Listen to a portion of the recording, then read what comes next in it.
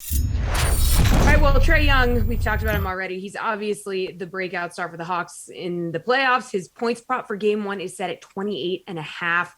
Jules, do you like the over there, or is there maybe like another Trae Young prop that works better for you?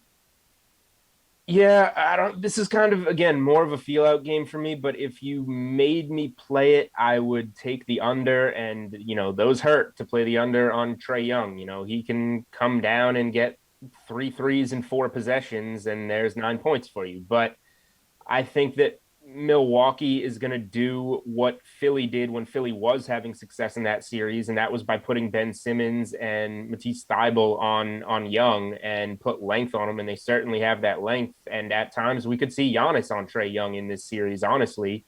Not to mention Drew Holiday, who has the reputation of one of the best defensive point guards in the NBA. So I think they're going to have to make it really tough on Young. If Bogdanovich is out or limited, that probably means more shots for Young potentially, which just on volume can get you there. But yeah, I mean, Young only faced the Bucks once in the regular season, and he finished that game with 15 points in 37 minutes. So the Bucks are doing something right in that one. 28 and a half is a lot. We both said we like the under in the game, so that points a little bit more towards an under on a point prop. So that's where I would be leaning here. Yeah, Nick, Jules mentioned that Young was only available for one of the three regular season matches between the Hawks and the Bucks. So what do you think? Do you want to take the under two? Yeah, I do. I don't feel great about it by any means. I don't think Julian does either. Trae Young's gone over this number in 6 of his 12 playoff games so far. To me, it really does feel like a 50-50 type of proposition.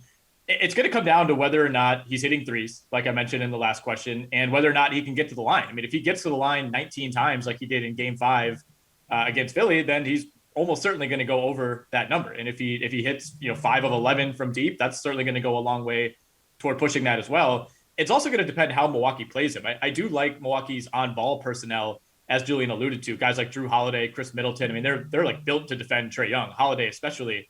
And I really like his chances. But if they're running that high pick and roll at the top of the key, and Brook Lopez is not willing to come out there and meet him at the 3-point line and instead kind of drop back and backpedal, Trae Young's going to kill them in the mid range, in the floater range. I mean, they had trouble stopping Bruce Brown on those type of shots in round 2. If you can't handle Bruce Brown in that range, you're certainly not going to handle Trae Young.